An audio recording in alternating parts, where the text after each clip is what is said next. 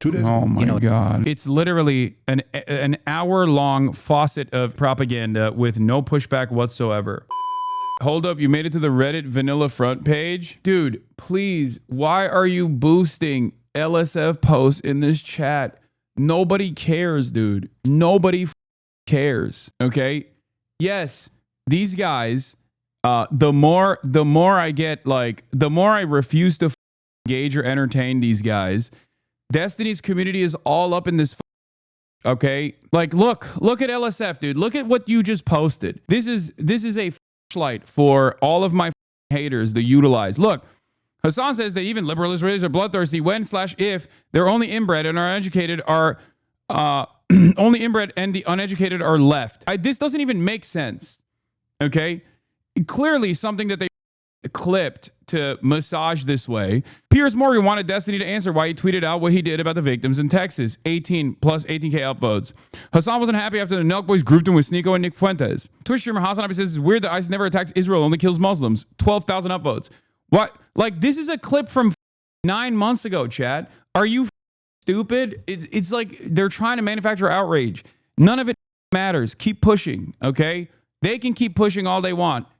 Just be normal. I don't understand why any of that on Reddit, which is an incredibly desperate attempt to try to be like, this guy is bad, guys. Remember, at a time when like everyone has come to the same conclusion, they're like, no, you don't understand. This guy's actually really racist. Like, they're doing the same thing that like annoying social justice warriors did for years and years and years, except in this circumstance, I'm on the right side of history and they're on the wrong side of history. They're just trying to desperately be like, no, you don't understand. Hasan actually arrived at this conclusion ahead of time because he like secretly holds enmity towards Jews or something. That's it. Yeah, they only do this because they get mad that I get interviewed by the New York Times or CNN or NPR or numerous other places. They know that there is no way to stop that kind of thing from happening. So they just have to desperately cling on to anything and everything they possibly can, which includes like clips from 9 months ago out of context. It's a dead sub that they only use to boost shit that they can try and get to the front page. There is no reason. Keep pushing. Just be like, okay, dude. It's very simple. Okay? It's very simple. Do you love Israel? Is the actual question. Okay? Do you love Israel? A lot of these guys are too afraid to openly say that, at least at this point. But they've held on to that mentality for the past 2 years. So instead of actually defending their own indefensible positions, now that like the overwhelming majority public opinion is obviously completely against Israel, all they can do is just like attack someone like myself by saying, oh, he only hates Israel because he hates Jews. I promise. Please. They have no other space where they can just like pollute the airwaves with this shit. It's only Reddit. That's it. They can't even do this on Twitter. It's just washed. When the Nelk boys interview Benjamin Netanyahu, that act in and of itself is indicative of how far Israel has fallen. Why are you a goddamn war criminal with an ICC warrant out for your arrest, and you're going on the Nelk Boys podcast? And not only that, but also when you go on the Nelk Boys podcast, it doesn't actually offer you positive PR. It just ends up collapsing the PR for the Nelk Boys. Because that's the reality here. Because like Nelk Boys interview Benjamin Netanyahu, right? If you were to ask me ahead of time, I would have told him not to do it. The interview itself got not even 1 million views in one day, which is a decent amount of views. In the middle of the interview with, again, Prime Minister of Israel, Benjamin Netanyahu, they end up doing like, gambling ads and things of that nature. It's all so dystopian. I know this is a word that we use quite frequently. Bro, dislikes at 120K. The dislike bot is not correct. It's just not, it's not correct. I don't know why you guys believe that shit. It's never correct. But this to me shows desperation from Israel. They have no allies with the exception of mainstream media, but even they realize that regardless of how many mainstream media attempts they make, they're still not going to be able to change the way people see Israel. It's over. It's done. It is a global pariah. And it's such a global pariah that sending Benjamin Netanyahu on the Full Send podcast with this idiotic assumption that, the Nelk Boys podcast is going to make a bunch of right-wingers look at Benjamin Netanyahu in a positive way is so stupid. It is a spectacularly stupid and spectacularly desperate attempt of trying to do propaganda. It's shocking how bad this situation is. Okay? All right, let's continue. Here. This is so crazy. We are so not qualified to do this. No. That's what's interesting about this. We're just not. We just should not be doing this. Well, we're too far too gone. Here we have the Prime Minister of Israel, Benjamin Netanyahu. He's about to walk into the podcast right now.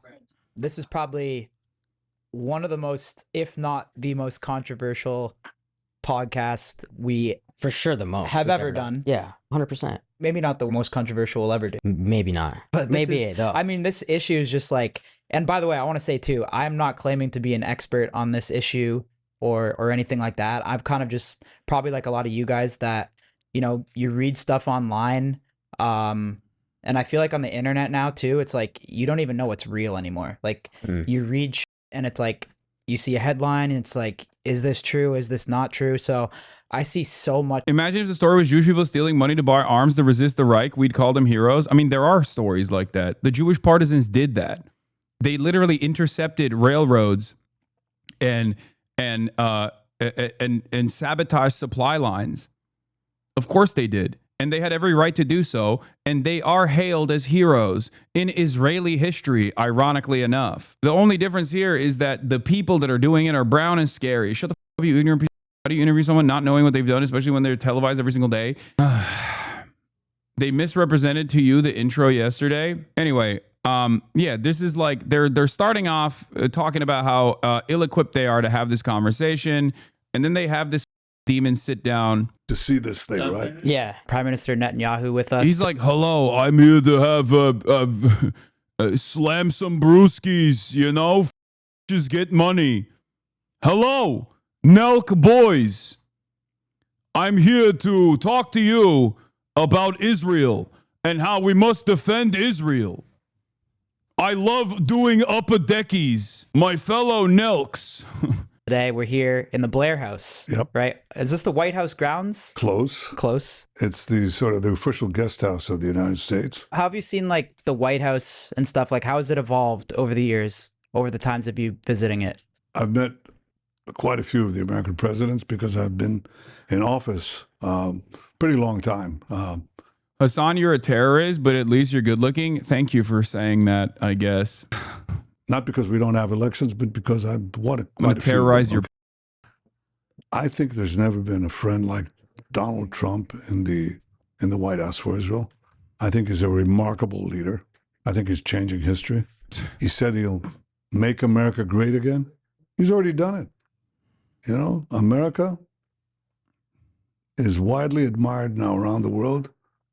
And especially after our joint operation against this regime that wanted to, chance with this bomb-ass death to Israel. Well, I think together we've shown the world a different face of America. Very powerful, very directed, very resolute. You guys are very tight, right? Would you call it a bromance? Well, you might. I mean, we've known each other several decades, and I really like him. What do you like? Yeah, this is bro. This is, oh God, this is so bad. It's just so bad. He's like, yeah, I love Donald Trump. We have such a good relationship. We also love slamming happy dads together.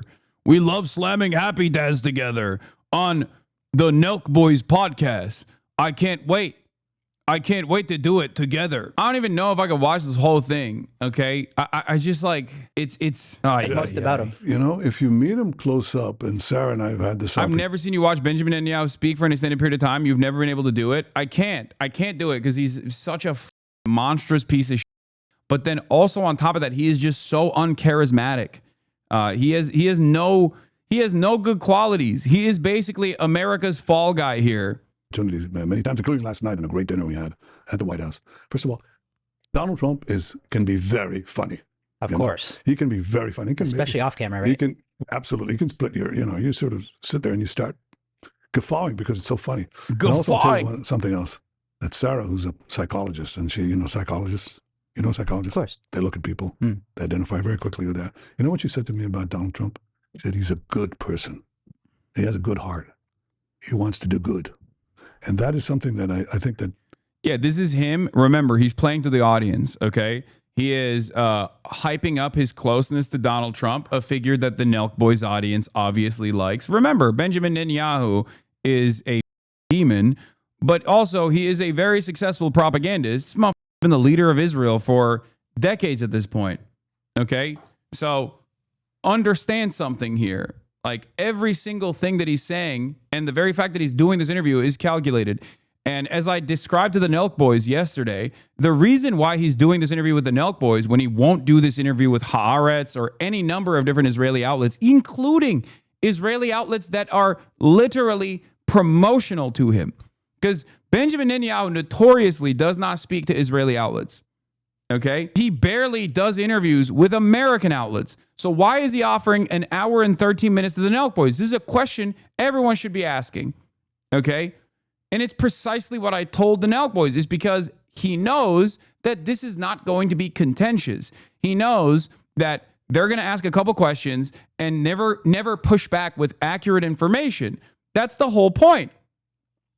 Now, of course, it's still a failure from the Israeli perspective, because I think these guys do not understand how Israel is viewed and how especially Benjamin Netanyahu is viewed, because Benjamin Netanyahu himself is not even liked by liberal Zionists at this point.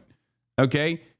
Everybody sees him as an off-ramp. Even if you want to launder the reputation of Israel, you still have to say, well, it's Bibi's war. It's Benjamin Netanyahu's war. It's Benjamin Netanyahu's doing. So, like, there are only a handful of people that actually like Satan incarnate here, okay? So you are not going to get anyone. You're not going to win any favors here. You can say what you want about Netanyahu, but he's quite a savvy politician. He knows what you need to suck Trump at whatever he wants, and he's doing that here. I mean, I think this is more so... I think this is more so about... yeah, here's Benjamin Netanyahu's favorability on table 5e on page 12. Here, just so you understand how dog shit, how underwater he is. Favorability of public figures. Benjamin Netanyahu. Do you have a favorable or unfavorable opinion of the following people? Okay. Benjamin Netanyahu's favorability, total favorability, is at 24%. His unfavorability is at 44%. Okay. 44% unfavorability. He is underwater. It's a net negative. And his favorability, when you look at men versus women, is women 50% unfavorable, men across the board 30% favorable. When you look at the races, 30% favorable by white people. White people are carrying Benjamin Netanyahu's favorability here. Hispanic people are at 18%. Black people are at 9%. And his unfavorability for white people is also at 44%, 42%, and 43%. Okay? So he is incredibly unpopular. He is such a repulsive figure.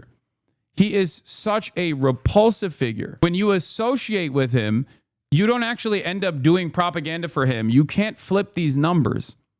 You can't flip these numbers in the eyes of Americans. And when you look at the younger populations, especially the 18 to 29, which is like the Nelk demo, his unfavorability is at his highest, 52%. 52% between the 18 to 29 demo, and at 30 to 44, it's at 42%. So when you look at these numbers, it's just like there is very few people who see him as favorable, and most of them see him somewhat favorable anyway. 3% of the 18 to 29 demographic only sees him as very favorable, as opposed to 44% seeing him as very unfavorable. That's precisely the reason why when you look at this interview and then you look at the comments, everyone is going, I miss when YouTube used to show dislikes. Nelk 2015, funny prank channel. Nelk 2025, propaganda machine for governments. You guys didn't question him once. This is crazy. Israel are so desperate for positive PR, they sent their prime minister to podcast with a bunch of pranksters. Zero pushback. You literally let a war criminal talk freely. You think Content Brain Podcasters would check these polls? No, but Content Brain Podcasters are receptive, incredibly receptive to their audience. Okay? Do you understand? They're incredibly receptive to feedback from their audiences. So they're not seeing those polls. They're seeing the comments. And that's precisely the reason why yesterday they turned around and were like interviewing anyone and everyone they possibly could on you know, what they did, and they were like looking for anyone to just basically be like, nah, it's cool that you guys did this.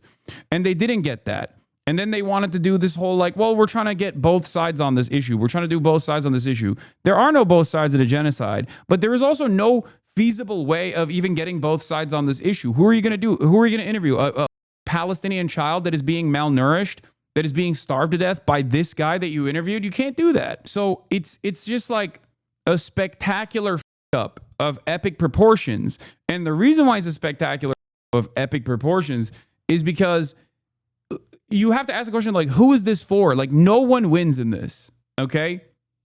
No one wins in this process. The Nelk boys don't actually get any sort of positive clout out of this. They only get ridicule and negative associations. People in their audience are going to be like, oh, you are bought out by, like, the anti-Semitic people in the Nelk boys audience are going to be like, oh, you're bought out by Jewish money, blah, blah, blah, all this shit. And the other people that are also anti-Israel for understandable reasons beyond the anti-Semitism are going to look at this and go, you've done propaganda for a genocidal welfare state that relies on American tax dollars. And you guys just, like, you know, had this guy on and allowed him to yap. And I know they wanted Motaz. They reached out to me, or their producer reached out to me to link them up with Motaz. And I told them Motaz would never do that. I tried to tell Steiny that as well. I'm working on trying to see if I can find someone that would actually go in front of this audience and talk to them and offer them the Palestinian position, the pro-Palestinian position. But it's very difficult. It's not helping these clowns, for the record. For those of you saying, stop helping these clowns, are you stupid? This is about trying to get in front of as large an audience as possible a person who has, you know, mental clarity, a person who is convincing, okay?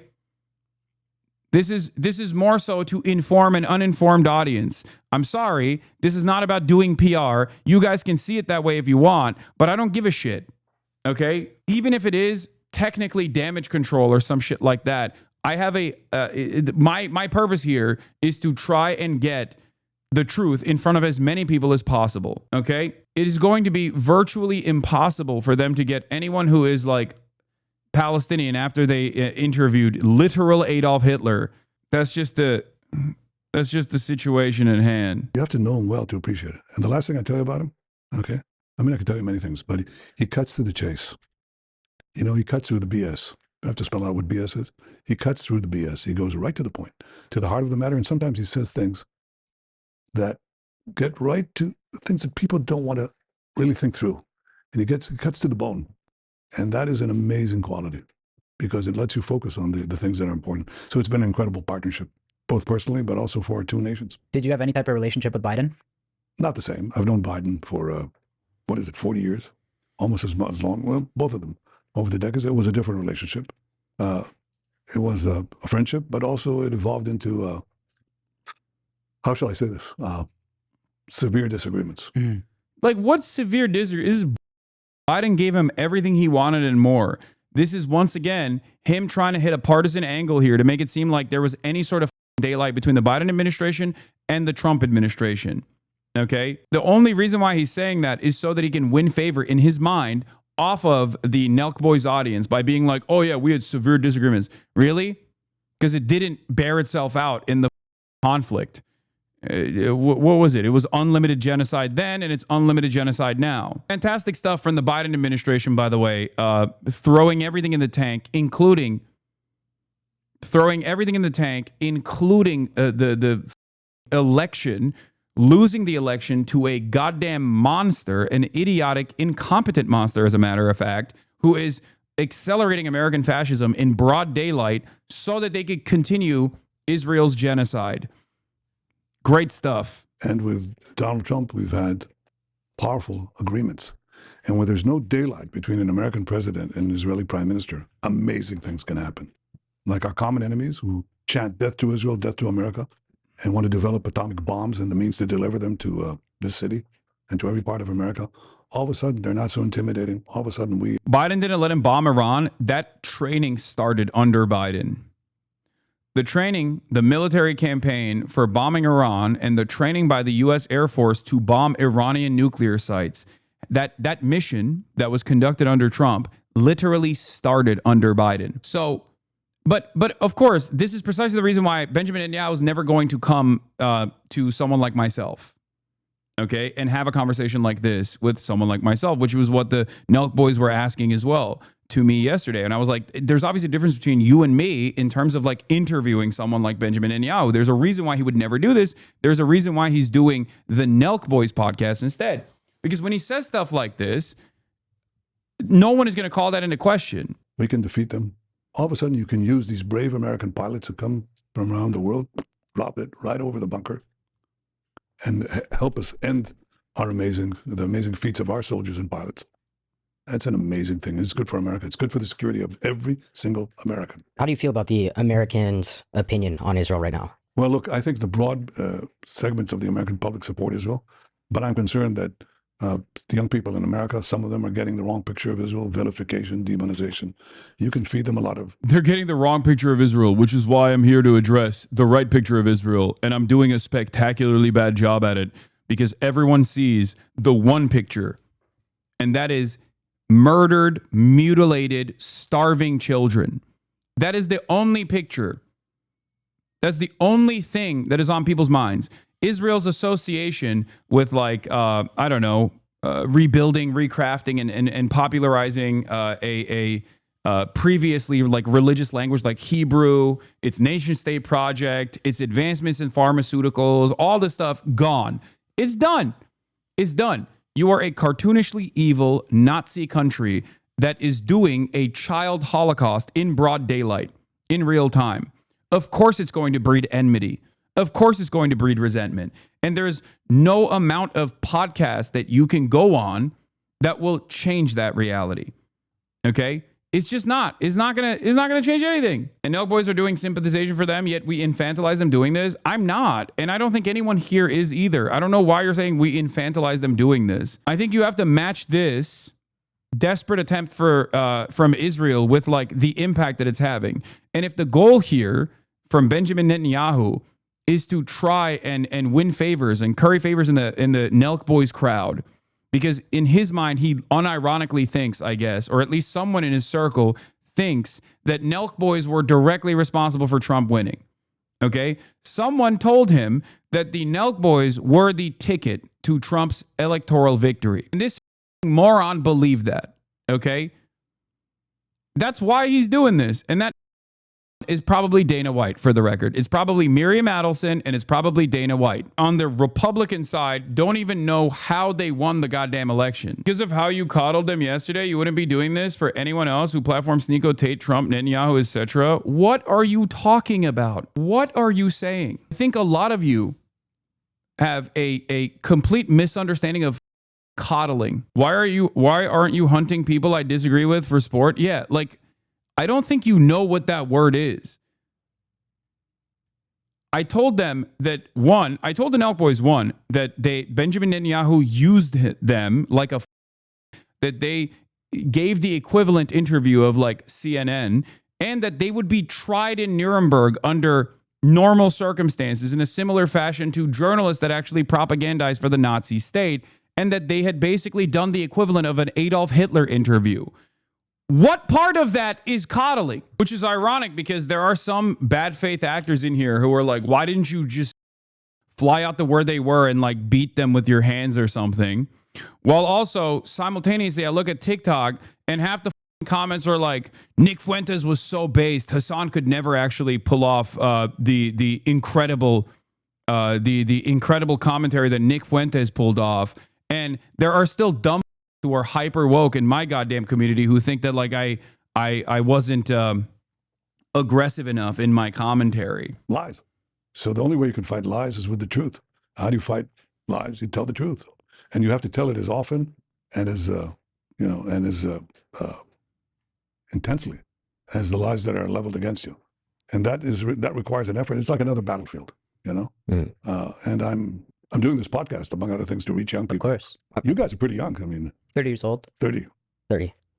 That's young. Yeah. What do you think the biggest misconceptions are about Israel? Well, first of all, they don't know what kind of an open society it is, how pluralistic. I mean, we live in the heart of the Middle East, okay? Iran is not that far away. In Iran, they hang gays by cranes. In Israel, probably Tel Aviv is one of the the most open, liberal-minded city on earth. No. Don't hype that up too much. Remember, the Trump base is not that open to the gay stuff. It's not that woke. You know what I mean? It's not a good thing that Israel's woke like that. Anyway, yeah, in Iran, they hang gays by cranes. In Israel, we kill gays by using American weapons on them. Israel is a high. We visited there, yeah. No, it's completely different. Our assistant's gay too. He had a good time. Well, you could vouch. Yeah, no, he had. What's the difference between this and the stuff we have heard as a defense of Israel before? One line between all of them? No, of course not. There is no difference because there is no way to differentiate between Hasbara because the more people are aware of Israeli violence against the Palestinians, the less avenues Israel has to propagandize. So all of the arguments basically become one.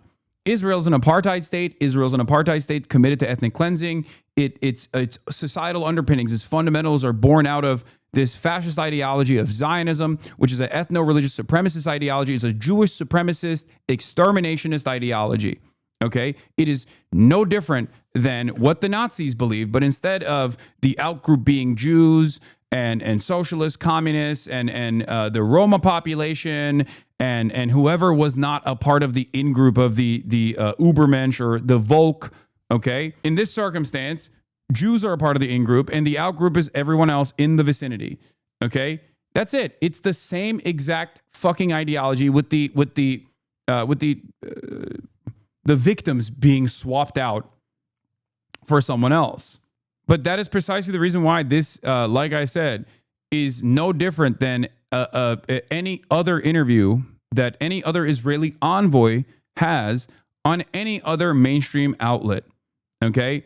And it's actually being directed towards a group of, like a demographic that is even more resentful and more repulsed by Israel. So it's a spectacular failure on every front. That's what I mean. So, look at that. How about women? Okay. Women in Iran, they shoot the women. They shot this extraordinarily brave and beautiful woman, shot on the sidewalk because she showed too much hair. In Israel, women are, you know what women are. They shot Masa Amini, I think. They can't even remember her name. Okay. How many Palestinian women have you shot? How many Palestinian journalists have you assassinated? They killed Shireen Abu Akleh, who's an American citizen, dude. They did that in 2021. And then they raided her funeral. Like, these guys have nothing. Israel has nothing. They can't be like, oh, Iran is so violent. Iran is so brutal. It's like, bro, you literally had a rape riot, a January 6th for, okay? It is a cartoonishly evil society by every metric. What are you talking about? What are you even talking about here? Oh, look at Iran. Don't look at us. Look at Iran. All of our enemies are so much worse. Okay? All of our enemies are so scary. They're so much worse. They're so barbaric. They're so backwards. It's like, dog, we're not funding the Iranian government. We're funding your government. Okay? We're funding you. You are getting unlimited ammunition to kill Americans. You're getting unlimited protection from the United States of America at the global stage to continue doing shit that Iran could never do. Iran would not be able to pull that off. I'm sorry. It's just the truth, okay? People will talk a big game about Iran's domestic affairs or Iran's intervention in the region, and that is not an adequate substitute for the conversation that we're having about Israel's intervention, because Israel's intervention half the time is why Iran is also intervening as a retaliation. This is not a value judgment on Iran's intervention, mind you. Okay? I'm not saying that at all. But there is no comparison. There is no comparison. It's always getting back to silly ass substitutes to be like, well, look at Iran. Iran is doing this. Iran is doing that. It's like, bro, you're Israel. Okay? Let's talk about what Israel is doing. Say what the difference is. Okay? So I had this young woman officer in my military secretariat. The prime minister has military secretariat, and usually has a general and it has staff assistants. One of the staff assistants was this young woman pilot, navigator, on leave from the Air Force to do this work in the prime minister's office. You know what you did now? Hmm. She was flying over the skies of Tehran, you know, attacking this horrible regime that tyrannizes the women in Tehran. That's a difference. The women there get shot on the sidewalk, and an Israeli woman pilot helps up. Yeah, they're stopping the Iranian women from being terrorized by the regime by doing what? Killing them with American bombs. We got woke girl boss pilots doing the bombing campaign that is woke to liberate the Iranian women from their horrible circumstances. Thank God. Liberate Iran, quite the women of Iran. And boy, that's a big difference. And that's true of everything. It's true of nightlife. It's true of the startup nation, the incredible ingenuity and entrepreneurship, incredible freedom. Israel is a paragon of freedom in an area that doesn't exactly enjoy freedom. And to have young Americans march and support these mass rapists, these people who beheaded men, who burned. Once again, mass rapists. I don't know if you're talking about Israel, because you should be talking about Israel, because Israel had a policy where they tried to prosecute at 6 of the concentration camp guards at Sde Taman prison, okay? It is a concentration camp where they would pack up Palestinians from the Gaza Strip and then ship them off into this concentration camp, okay? 6 of the concentration camp guards were caught on camera, on CCTV footage, the Palestinian prisoners to death. Okay? Putting them to death. The Israeli government knew that there was an ICC prosecution being conducted into war crimes. So they wanted to use the principle of complementarity to defend themselves as a shield, to be like, see, we're actually investigating ourselves and we won't find any wrongdoing, but we're investigating ourselves nonetheless. So you can't investigate us, because that's how international organs of justice work. International organs of justice can only investigate and prosecute you for war crimes if you are not sufficiently dealing with the war crimes that you are committing. So knowing that, they literally, knowing that there was a UN report coming out on sexual violence that the Israeli state was committing to, was committing against the Palestinians, that they tried to at least prosecute some of these. Okay? What happened? Israeli society got out and did a pro-riot, and they forcibly released all of the concentration camp guards that had done they literally had a January 6th, they were armed and they forcibly released these concentration camp guards. There was an emergency session in the Israeli Knesset where one of Benjamin Netanyahu's own party members unironically said that their concentration camp guards had a right to Palestinians. That's what he said. This is all on camera. It sounds made up because it's so insane, but it's not made up at all. It is literally on camera. Many people, obviously, are completely oblivious to this reality because Western media does not cover it. And the reason why Western media does not cover it is because if Western media did cover it, the Israeli approval ratings that are already incredibly low would be so goddamn low that people would be demanding military intervention. If your parents knew what you knew about what goes on in Israel, they would be demanding military intervention. They'd be like, we have to invade. We have to invade Israel with our military force to put an end to this madness. Okay? Western media understands this reality, which is why they literally outflank Israeli publications when it comes to covering all of the madness and all of the violence that unfolds in Israel. Okay? That is precisely the reason why, like Haaretz or even Ynet, which is a right-wing institution, it's a right-wing outlet, it's a right-wing Israeli newspaper, has better coverage on all of the affairs of the military and the misconduct in the military than the New York Times does. Because the New York Times has the New York Times understands its readership and does not want its readership to despise Israel. So it cannot accurately convey events that are unfolding in Israel. But I will go even further. Remember, this man in the middle right there is the primary terrorist. And at first he went on television to talk about how he had a right to Palestinian prisoners to death. Then he unmasked himself and became a television personality. The Israeli soldier was caught Palestinians on camera is now being honored and celebrated like a celebrity star at shows in Israel. בשדה תימן, ועכשיו מתמודד עם האשמות קשות, וכולנו רוצים לשמוע מה יש לו להגיד, וגם יהיה... תגיד לי, למה אתה עומד ככה? כי גם אני יכול להיות כוח 100, תראה את הגודל שלך. אתה? לא בדיוק. And if it were true, Israeli rabbi defense soldiers accused of raping Palestinian prisoner. A video shows a rabbi in Israel blessing a soldier accused of raping Palestinian detainee, defending his actions, even if the soldier is to be found guilty. I'm sorry, dog. You can't have your prime minister running around and being like, oh, these guys were fighting a... This is also precisely the reason why someone like Benjamin Netanyahu is never going to do a interview with someone like myself, obviously. Babies alive. I'm talking about the Hamas monsters. Is that their ideal? They don't know nothing. I mean, they don't know what they're talking about. And I want to bring that truth to them.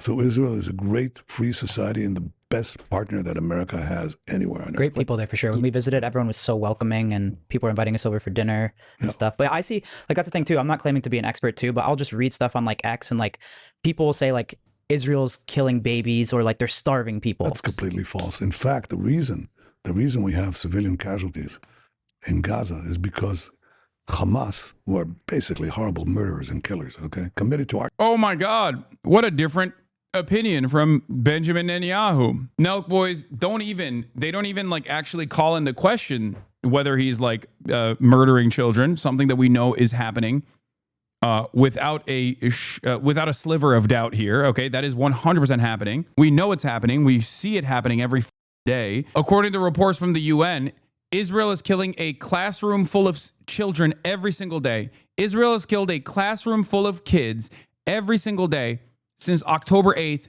2023. Oh, well, I see comments on Twitter of people accusing Israel of like, slaughtering children. It's like, that's not comments on Twitter. It's just an accurate reflection of reality. But of course, he instantly turns around and says exactly what any Israeli official would say on any other mainstream media outlet.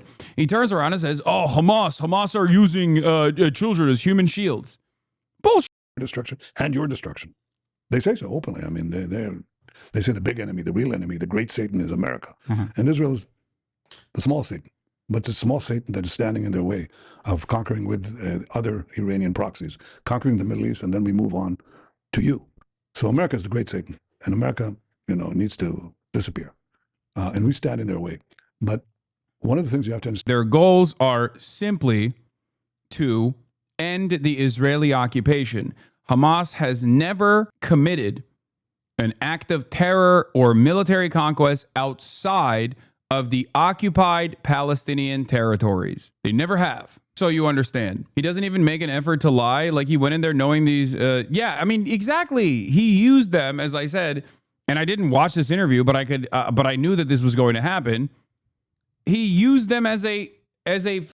So what was the October attack then? October 7th? Did you not hear me say occupied Palestinian territory, like historic Palestinian territory? Wasn't that Hamas? I'm losing my mind. No, that wasn't just Hamas. That was the entirety of the Palestinian liberation groups, okay? It was the entire resistance front. And that is literally within the confines of historic Palestinian territory. What are you talking about? Do you think October 7 took place in, I don't know, Washington, D.C. or something? What are you talking about? Yes, ISIS and Al-Qaeda are trying to establish a global caliphate. There's a difference between an internationalist and a nationalist Islamist or even Salafist group. Yes. The point I'm trying to make is that these guys, these groups, these militancies have expansionist interests in mind, and they operate within the confines, if they have an opportunity, to operate within the confines of like the Western world as well, okay? Hamas, on the other hand, has one singular goal in mind because it is a simple expression of the emancipatory need of Palestinians. That's why we always say, if it's not Hamas today, it's going to be Hamas 2 tomorrow. Because as long as the Israeli occupation continues, as long as death and destruction continues against Palestinians, there's always going to be some kind of resistance against that. Bin Laden did not fight for a sustained and coherent national movement with concrete goals within a limited geography. He represented a murderous transnational ideology that is loaded by most of the world, including and especially Arabs and Muslims. And we got ISIS after he was killed, which, by the way, was fought by Arab and Muslim armies. Moron. Exactly. Killing Bin Laden didn't cause 100 other Bin Ladens to take his place. It was actually an enormous blow to Al-Qaeda they never fully recovered from. ISIS puts up ISIS and Al-Qaeda has consistently put up LeBron numbers in terms of killing Arabs, in terms of killing Kurds, in terms of killing Yazidis, in terms of killing the Druze population. They have literally exclusively destroyed the livelihoods of people living there. They have under limited circumstances had like lone wolf attacks, I believe, in Israel, which they apologized for.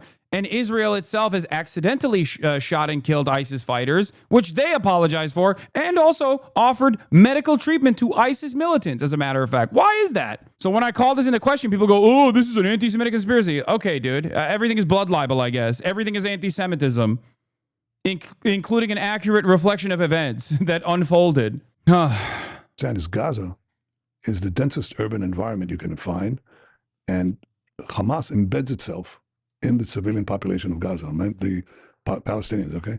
We tell the Palestinians, hey, leave, because after they butchered us and raped our women and beheaded our men and burned our babies, we have to remove this threat. So we come in to take care of the Hamas terrorists. But the Hamas terrorists don't leave the civilian neighborhoods.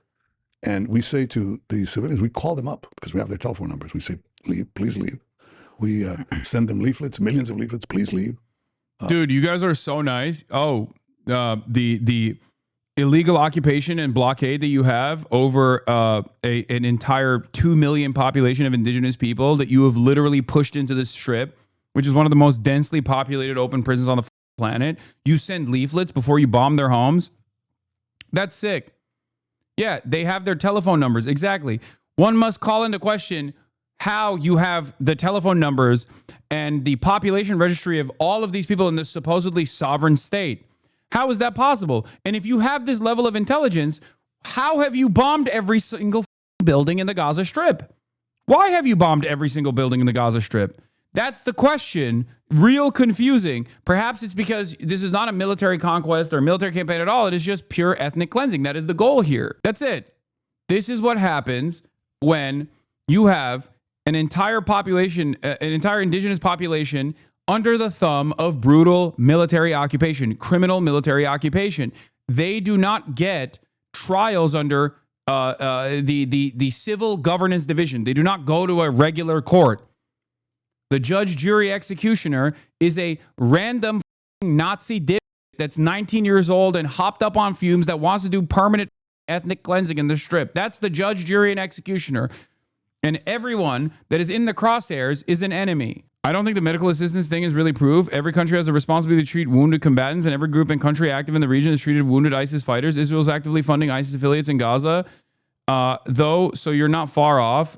Yeah, Israel famously always takes its responsibility of treating wounded combatants so seriously. Like when they treat wounded combatants by killing them in their hospital beds, either by drone fire or by directly dressing up as doctors, entering a West Bank hospital and shooting a militant to death in their hospital bed. One must ask the question why ISIS soldiers get different treatment than anyone that actually resists against the state of Israel. That's the point. Israel is not particularly known for following the rules of combat and the rules of war. We do everything that is possible that no army has done. They want to leave. You know what Hamas does? They shoot them. You say, we want you to... that's Hamas shoots them. Okay, dude. It's so crazy. It's so crazy to me that like Hamas, everything is filmed on the Gaza Strip, every single thing. And yet for some reason, there's no footage of this. There's no footage of like the Hamas militants lining up Palestinians and just shooting them for the crime of wanting to leave. It's so strange that the only thing we see is Israeli bombs. Israel has 24/7 surveillance. Israel has drones all over the Palestinian civilian population. They're constantly surveilling the Palestinian civilian population. They're constantly assassinating the Palestinian civil population. And yet, for some reason, they just never catch it in the action. Hamas is just like secretly so good at killing Palestinians that are trying to escape. Palestinians are like, please don't let us be human shields. We don't want to be human shields. And then Hamas just like goes, no, you have to be a human shield. We're going to kill you if you don't. Is the only reason ISIS doesn't invade and take over the Gaza Strip the threat of America? What? No, ISIS has tried to operate within the Gaza Strip. Hamas has executed ISIS militants in the Gaza Strip. Hamas and ISIS are in combat with one another. They are belligerents to one another. ISIS has actively tried to take over the Gaza Strip. Hamas has killed them. Hamas has jailed the ISIS militancy. You know what Israel did?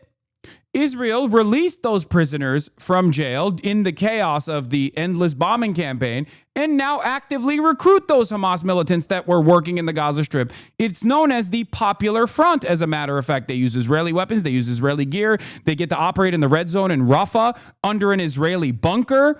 That's their command center. His name is Abu Shabab. Drug dealers and ISIS, did I say Hamas militants? Sorry.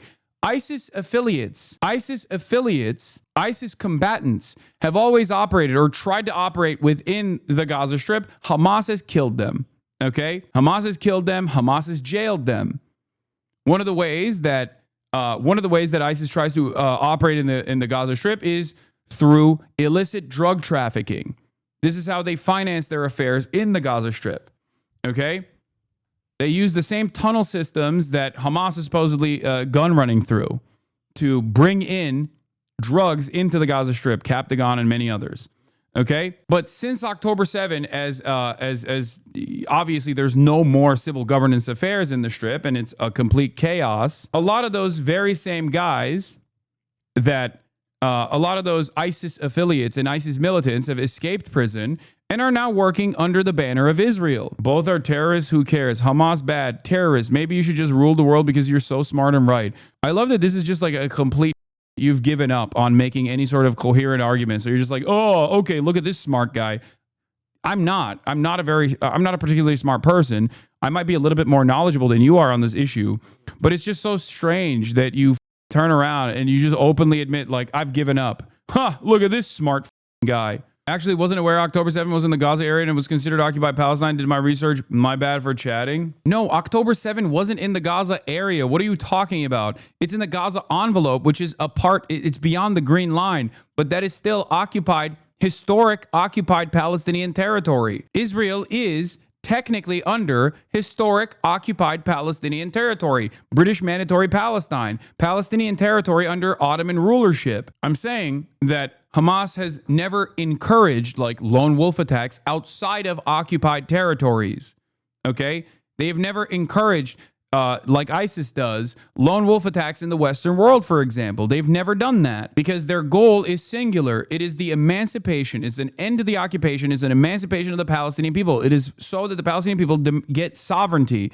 And the problem here is that that seems like a reasonable goal. Okay? And this is a big problem for a lot of Americans because it just like recircuits it fries their brain when they're like, wait a minute. So the people that I'm supposed to think are the bad guys are actually doing something that I think is like a totally honest and just goal.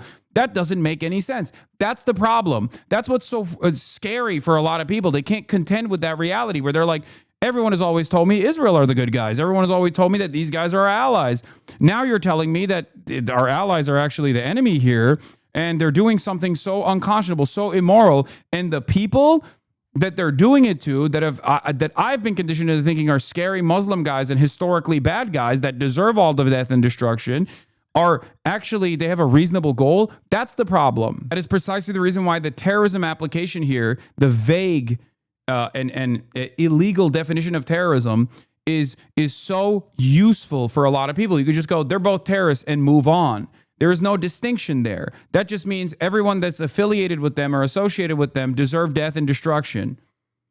It causes people to refuse to reckon with the reality on the ground. It causes people to refuse to even think that these guys might have a logical thought pattern here, that they're not simply operating on the barbaric notion that they want to decapitate as many Israelis as they possibly can.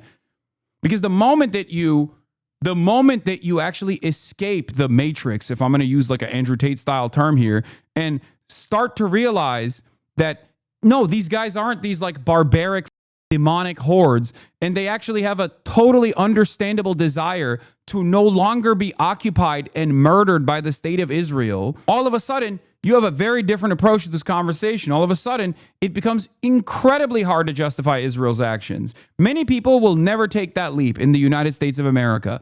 Many people are never going to take that leap. And that's precisely the reason why, because I explain this concept to 35,000, 40,000 people at a time, that the Israeli state sees me as a threat, a massive threat that needs to be eliminated, one that needs to be deplatformed. That's precisely the reason why so many people come in here and say, you're a terrorist, you love terrorism, you're a terrorist every day, because they would rather keep saying that instead of reckoning with the reality that Israel is doing a genocide. And understandably, people are going to resist against that genocide. And they not only have the legal right to resist in arms against the Israeli occupation that is criminal, that is illegal, that is doing a genocide, but they also have a moral responsibility to do so. Because we want to have civilian casualties, because then they can show it on CNN or all these other networks and so on and claim that Israel is deliberately doing this. We're not deliberately doing anything. We'd like them to leave. And in fact, successively during the war, it's been now a year and a half, they finally do leave, most of them. So we've minimized those casualties, but it's not because we seek to have civilian casualties, it's because Hamas wants them. They're willing to sacrifice their own children, their own families, both because they don't really care for human life, but also because they think it's very good propaganda against us. And if they just let... It's very good propaganda against us. Again, so stupid. It's like, okay, if you know that it's propaganda, if dead children are all... Because that's the only negative consequence of like murdering children from Benjamin Netanyahu's perspective, because he's a truly repulsive, evil man. So he says the only negative byproduct of like murdering Palestinian children is that we look bad. Okay, then don't do it. Don't murder the children. What an incredible way to solve this issue. It's so dumb. Oh, oopsie. I guess I fell into the trap again. Here I go again. You know, Hamas knows I have an insatiable appetite for baby murder. Like, it doesn't even make sense within the logical confines that they're trying to develop, because it's such a stupid argument. You're not a natural disaster. You are a nation state, a criminal nation state that has an endless bloodlust for the ethnic cleansing of as many Palestinians as possible, regardless of whether they're men, women, or children. And you make it seem as though you have no control over your own actions. Like, oh, Hamas duped us again. Okay, well, you're the dumbest person on the planet then, I guess.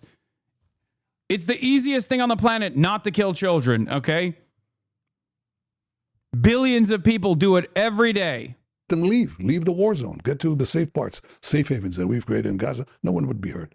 And the minute Hamas lays down its arms, surrenders. By the way, all of this is bullshit, because like in Israeli media, they very openly maintain the position that they are invested in the permanent occupation of Gaza and the permanent ethnic cleansing of Gaza. So when he says, oh, we're putting them in safe havens and safe zones, that's bullshit. They move the entire population around deliberately over and over again, and they bomb the safe zones. Okay? They don't even call them safe zones because there's a legal distinction. That is a legal designation, so they call them safer zones. Okay? And they bomb them. They bomb the tent cities over and over and over again. They concentrate them into an increasingly smaller area, and then they bomb that small ass area. And there are no more flyers that they release anyway. It's complete. Many reports in the field say Israeli soldiers are mainly just doing home demolitions, not searching for the hostages American media portrays. Netanyahu said he ramped up home demolitions to push people to permanently leave the Strip because their goal is the permanent ethnic cleansing of the Palestinian population of the Gaza Strip. They have made that clear. They have said it over and over again. They've been saying it since October 8, as a matter of fact. They've been saying it since October 7, as a matter of fact. Every single day, they openly say we have to kill every single one of these demons. Every single day, there's another Israeli official that's like, we want to do genocide. We are doing genocide. We want to keep doing genocide. We love doing genocide. And the American media goes, I can't hear you. What did you say? Did you say that you have a honest and just goal, an honest and just military goal here to release the hostage? Is that what you're saying? To release the hostages militarily? Okay, that's what we're going to report on. And it's so crazy because it's become this undeniable reality. Even the dumbest guy you know has seen enough murdered children that are starving in the Gaza Strip that they obviously, this kind of messaging doesn't work anymore, regardless of the media interest in it, in defending Israel's unjustifiable ethnic cleansing campaign. Maybe we let them leave Gaza, that's the end of the war. No one gets hurt. What would your message be to Palestinians that just want to have like a peaceful life? Get rid of Hamas. Help us get rid of Hamas. They torment you. They oppress you. They shoot you in the back of the head. If you want to leave the war zone, they kill you. And if you say a word in protest, they'll kill you. If you're gay. Hamas is not a fundamentalist religious group. A Hamas fighter could literally be a Christian or atheist. You don't need a religious reason to join Hamas when you're facing annihilation and genocide. It's not also just Hamas either. Al-Qassam is only one wing of the Palestinian militant resistance. Okay, you have the Democratic Front for the Liberation of Palestine, DFLP. You have the Popular Front for the Liberation of Palestine, PFLP. You have the Palestinian Islamic Jihad movement. They have their own military wing. These are all different parties that are unified under one goal, which is the emancipation of all Palestinian people. Okay? That's it. Hamas is just a catch-all term because they've been branded as like the arch villain here in this story. That's it. This is something that I kept repeating over and over again since October 7. Okay? That this wasn't a military conquest or a military campaign simply conducted by Hamas or Al-Qassam, if you want to be specific with it. Okay? It is a nationalist front for the liberation of Palestine. It is an emancipatory movement. It is comprised of every type of Palestinian ideology. Okay? The only people that are not participating in it are collaborators of the Israeli state. Even Fatah was a part of it. Like, it's ridiculous. Yes. PIJ and Al-Qassam are the most relevant at this point. PFLP and DFLP barely exist. One must ask the question, why PFLP and DFLP barely exist? Many of them were the Christian Palestinians, for the record. I wonder why. Well, the reason why is because Israel killed them. Israel assassinated them over and over again. In bad shape, really bad shape. And if you are a woman, you're chattel, you're nothing. You're property. That's the opposite of everything we believe in. I say, it's not only Israel, it's you. Mm-hmm. So we're the same. How do you respond to, like, I'd say there's a lot of American support from the females, from the gays towards Palestine. So how does that make any sense? That's, gays for Gaza is like chickens for KFC. I mean, that's insane. The whole thing is absurd. Chickens for KFC, right? Gays for Gaza. Or, yeah. Repeat it again, dude. It didn't hit the first time. Maybe if you repeat the joke, it'll come across funnier. Oh, it's like chickens for KFC. Allyship is not transactional. I don't give a what someone's point of view is. Okay? I don't care. Like, I don't look through the logs of every Jewish person that was slaughtered in the Holocaust to be like, I wonder if they've had any problematic opinions. No, that is a crime regardless. You know what I mean? Many people understand this reality. Not only is it overblown, like the mistreatment of gays is completely overblown. Israel itself has a litany of different issues, despite the fact that it presents itself as a Western liberal moral democracy. It has a litany of different homophobic problems. Israel is a nation state where like race mixing is technically not allowed, okay? Let alone interfaith marriages, let alone gay marriage. You have to go to Cyprus to get gay married, okay? And not only that, but the largest number of LGBT Palestinian population murders have come in the hands of the United States and Israel, not Hamas. It's so stupid. None of this makes sense if you are even a little bit knowledgeable about Israel's activity, Israel's behavior, or Palestinian existence in general. First of all, as far as sodomy or homosexuality being criminalized, it's not in the West Bank, just so you understand. And the only anti-sodomy law that is in existence in the Gaza Strip is a holdover from British occupation. It doesn't matter. They overextend. What they use as an argument, if you want to really know about the background of this, is that Israel knows that there are gay Palestinians. So what they do is they'll send in the Mossad, or they'll use they'll use spyware, or they'll honey trap gay Palestinians and blackmail them with footage of them engaging in homosexual acts to collaborate with the Israeli state, which is inherently a very anti-queer action to begin with. They go in and they literally film Palestinians doing gay shit, and then they blackmail them. And they don't blackmail them because Palestinian society is homophobic. They blackmail them in the same way that you would blackmail anyone with revenge, whether it's straight sex or gay sex. It doesn't matter. And then the internal affairs of Hamas, Yahya Sinwar's job straight up was this, okay? He was one of the enforcers of Hamas in his history. The job of enforcers within the Hamas movement, within their civil governance affairs, is to find collaborators and then they execute them, which is f***ed up, okay? I agree. It's incredibly f***ed up. But to turn around and use that to be like, these guys are homophobic and therefore they deserve death is stupid. When Israel has killed a ton more gay people than Hamas ever could or Ansar Allah ever could. It's so stupid. Women for the women of Gaza, talking about, they're completely subjugated. They've got this death cult that is contaminated. So you can push this stuff on TikTok or whatever on the stuff, but you can't build peace or security on the rocks. They'll crash. I mean, these things will crash on the rocks of Middle Eastern realities. You can only build peace on truth and reality, not on deliberate, falsified fantasy. Why do they say Israel's like starving the people of Gaza? Well, yeah, why do they say that? Because it's true. Among 18 to 29-year-olds, who do you sympathize more with? Palestinians, 44%. Both equally 19%, Israelis 14%, unsure 23%. We got to get those numbers up, Americans. This is a YouGov poll from July 21st. Not enough. Sorry. Got to get those numbers up. because we're trying to get the food in, and we let food trucks in, and guess what happens? When I we got to let them pee. in? Hamas steals the food, takes the good chunk for itself, then sells at inflated prices.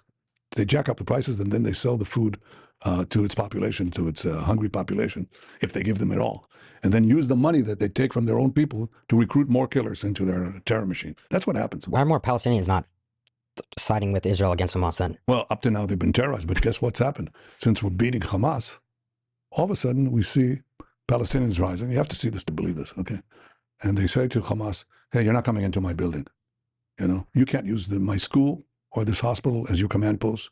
We're not letting it. And they start fighting them. Now we have actually armed conflict between Palestinians and terrorists. It was unimaginable a year and a half ago.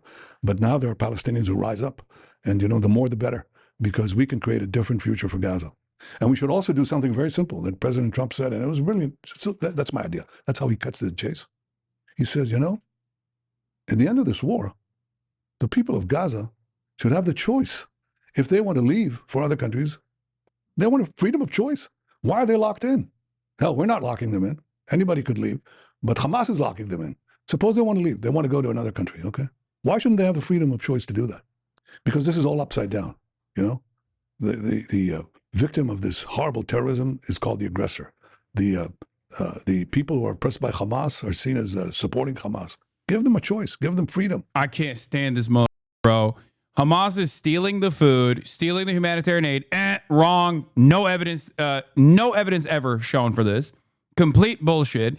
Israel is, even if they were, by the way, Israel has under no obligation to stop the flow of aid into the Gaza Strip because that aid has to reach the civilian population. Wrong.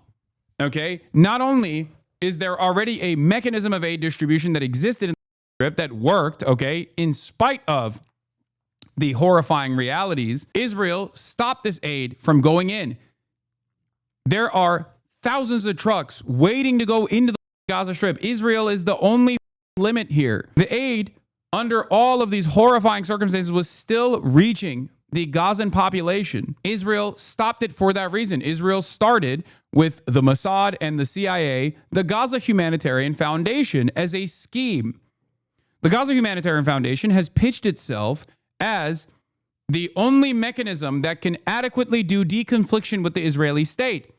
Why do they pitch themselves as that? Because they are a de facto part of the Israeli state. They operate in unison with the IDF, American and Israeli mercenaries working on the Strip to offer a crumb of food to the starving Gazan population. It's literally perfidy. It is illegal.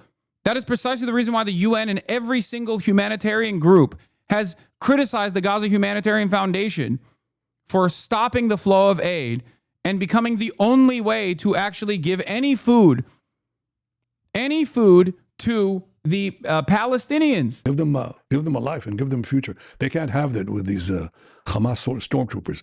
But the amazing thing is, I come here and I see these protests.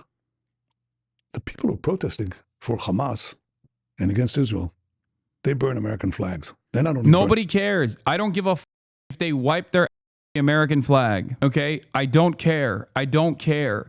Stop killing them. Stop killing them. It does not matter who gives.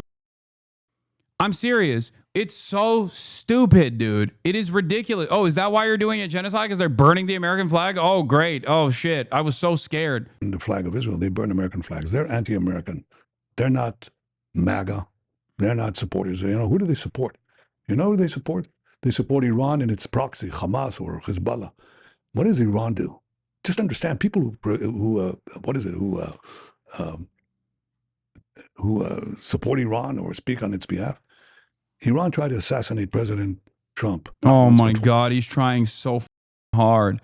Steiny with the why don't more Palestinians side with Israel? I wonder why. Maybe because they're murdering them. That's a great question. If you were to entertain that question and go through the logical steps and not simply assume that Palestinians are barbaric animals who have just unlimited anti-Semitism, Jew hatred in their bloods, you would perhaps investigate this a little bit further and realize that, oh, they hate Israel because Israel's killing them. Israel's killing their families. Israel's blown up every school. Israel's blown up every hospital in the Strip. Israel's destroyed their lives. Israel's doing a genocide.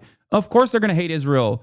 They were behind those assassination attempts? They openly admit. By the way, they put out a price on his head. On mine too, by the way. Smaller price. I'm not offended. They actually put a price on your head? Yeah, 2 days ago. Oh my God. I don't care. I don't care about any of this. Oh, I can't watch the rest of this, dude. It's just so stupid. It's literally an hour-long faucet of Israeli propaganda with no pushback whatsoever. Okay? That's it. I can't watch the rest of this. This is just like unproductive overall. I will talk about the other thing, though, that they did, which was also bad. After this interview releases, and they're getting a ton of I'll show you once again. They're getting like unimaginable backlash, which I could have told them if Steiny had reached out to me before they released this podcast. I would have been like, do not release that podcast. You're gonna get ass blasted into oblivion. They turned around and they went to like as many right-wing critics of Israel as they could. But of course, the right-wing critics of Israel that they know are Holocaust deniers. Sneeko, Nicholas Fuentes, who is literally an open Nazi. Okay, Sneeko, who's a Holocaust denier, Muslim revert that has questionable beliefs on pedophilia, and Myron Gaines, who is famous for yelling at women on his Women podcast, who also happens to be a Holocaust denier, and then myself and Adam Friedland. So they added insult to injury in their damage control because of the backlash that they were receiving, which is also insane. In an apparent attempt at damage control, Nelk Boys streamed talk with conspiracy theorists, one of whom denies October 7 atrocities, falsely claims IDF is responsible for most deaths. Pro-Trump U.S. podcasters, the Nelk Boys, streamed conversations Monday with several anti-Semitic influencers after the release of their interview with Prime Minister Benjamin Netanyahu, in an attempt to limit the criticism they received from hosting the Israeli leader. The 1-hour interview with Netanyahu on the Full Send podcast hosted by Kyle Forgard and Aaron Steinberg, known as the Nelk Boys, was recorded on July 8th during the Prime Minister's visit to Washington and released Monday. Commenters on the podcast, the host for hosting the Prime Minister amid the ongoing humanitarian crisis in Gaza and not asking Netanyahu tough questions on the matter. Zero pushback. You literally just let a war criminal talk freely for an hour to millions of fans. Just horrible, horrible. You guys are truly, one viewer commented. I am so happy the comment section knows how vicious and evil this man is. I can't believe Kyle's humanizing this man. Speechless, I'm at a loss for words, another wrote. Shortly after, the Nelk Boys began live streaming with influencers Sneeko, Myron Gaines, Hasan Piker, and Nick Fuentes, all known for circulating anti-Semitic and anti-Israel conspiracies who offer commentary on the interview. I love that they just like so easily loop me in with these other dudes. Sneeko, who has been banned from YouTube and Twitch for anti-Semitic remarks, said Trump basically owned Netanyahu because the U.S. president pulled out a chair for Netanyahu after meeting earlier this month. How do you put America first if you send $4 billion to Israel every year? Sneeko asked the host, to which they responded that they agreed that Netanyahu's behavior was making it harder for Americans to support Israel. Myron Gaines claimed Netanyahu lied about a bunch of shit in the interview and falsely claimed a lot of the shit that happened on October 7 was a lie, referring to the 2023 Hamas massacre that sparked the ongoing war in Gaza. Gaines denied the occurrence of the massacre and also claimed that Hamas's goal of the invasion was to capture as many hostages in exchange for prisoners instead of mass killings, adding, a lot of the innocent people that were killed by the IDF in an attempt to prevent Hamas from taking more captives. The ongoing, dude, even when they're talking about like what Sneeko said or what Myron Gaines said, They're not actually talking about the indefensible shit they have said, which is deeply anti-Semitic. They literally are just saying these guys are anti-Semites without explaining why they're anti-Semites. And then the only explainer they offer is because they're saying that Israel killed civilians on October 7, which is literally something that is true, okay? Something that was admitted by former Defense Minister Yoav Gallant when he said the Hannibal Directive was implemented on October 7. It is insane. It feels like I'm losing my mind when I hear Times of Israel or any other outlet reporting on the matter by basically saying, well, you know, these guys are anti-Semitic. Why? Because one of them said, how can you be America first if you send $4 billion to Israel every year? If you think this is an anti-Semitic statement, you are delusional. These guys have said a ton of anti-Semitic shit. The ongoing war in Gaza has sparked when Hamas led terrorist rampage through the southern Israeli communities, murdering 1,200 people, mostly civilians, taking 251 hostages while committing and filming their numerous atrocities. Immediately after the massacre, anti-Israel conspiracy theorists claimed without evidence that most of the deaths were caused by IDF fire. Most of the deaths were not caused by IDF fire, for the record. That's not true.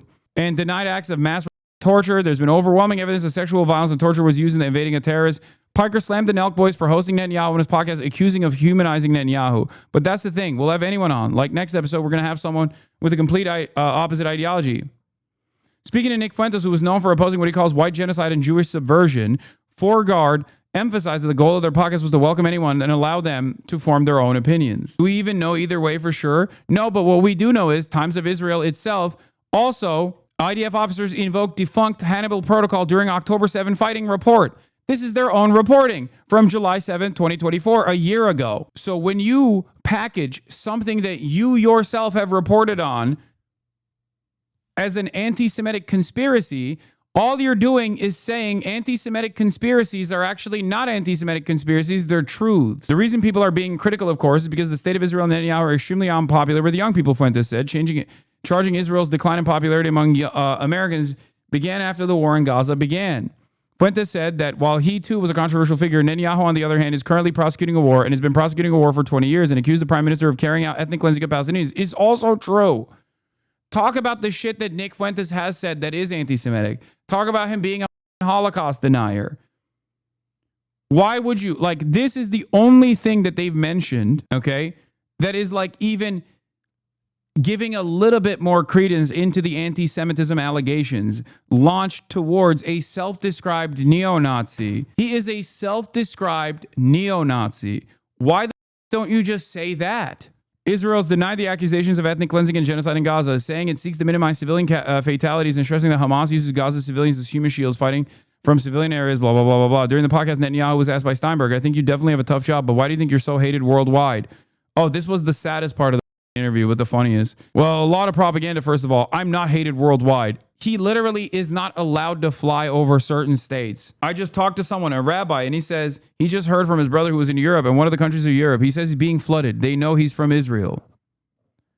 All the people are coming and they say, you did this amazing thing for all of us. The Chancellor of Germany said Israel did the work for all of us. The new Chancellor of Germany said, referring to German Chancellor Friedrich Merz, not realizing that when Benjamin Netanyahu is such a repulsive figure that he comes out and says, this person actually defends me, that person's approval rating goes down. Just like the Nelk boys' approval is in the shitter now because of their allegiance to Benjamin Netanyahu. Anyway, Ben Lorber reports, Haaretz is reporting that Israel is training MAGA Gen Z influencers to combat the growing criticism on the right. Okay? I don't think it's going to work, but it's important to stay aware of these propaganda initiatives. Founded in 2012 by Rabbi Naftali Tuli Wise, Israel 365 promotes support for Israel based on political, spiritual, and biblical principles. Its affiliated website states that the group stands unapologetically for the Jewish people's God-given right to the entire lands of Israel. I'm going to keep it $150 with you. If there was a majority disapproval of Israel among American Jews, they would literally give up on American Jews entirely, and they would only try to farm the evangelical base. This is why I have said time and time again that even if every single Jewish person in the United States of America became a committed, diehard anti-Zionist overnight, okay, that's not the case, but even if that happened, Israel would still do whatever the it's doing, and America would still allow it. This is not about Judaism. This is not about protecting Jews. If anything, it literally harms Jews in general. I hope you understand that.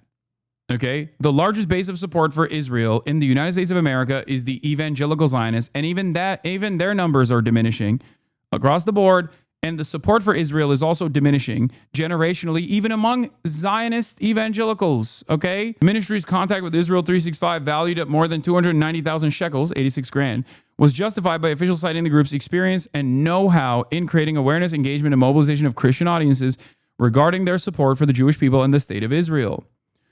Weiss, Israel 365, has dedicated itself to advancing the Israeli far-right's cause with an American evangelical public. The group has achieved this using a digital media wing that produces a steady stream of what Weiss has called biblical journalism, a publishing arm that produces an Israel-themed Bible, along with an array of religious books, a charity wing that raises funds for ventures ranging from farms in the West Bank settlements to winter gear for Israeli soldiers, and a marketing wing that connects Israeli companies with Christian consumers. West Bank settlements, winter gear, Thanks to this outreach, Israel 365 has become an established face of biblical hospital for U.S. Christians. More significant still, has been using the group's advocacy wing, which seeks to strengthen the partnership between Jewish and Christian Zionist faith leaders, politicians, and influencers by organizing a bevy of campaigns, speaking tours, conferences, and summits, webinars, and prayer calls, sign-on letters, and tours to Israel. Led by Israeli religious nationalists, Israel 365, Ben Lorder reports, is basically the Jewish wing of Christian Zionism. They think Christian support for Israel is crucial to fulfill the final stages of biblical prophecy and bring the end times. While they're based in Israel, their main role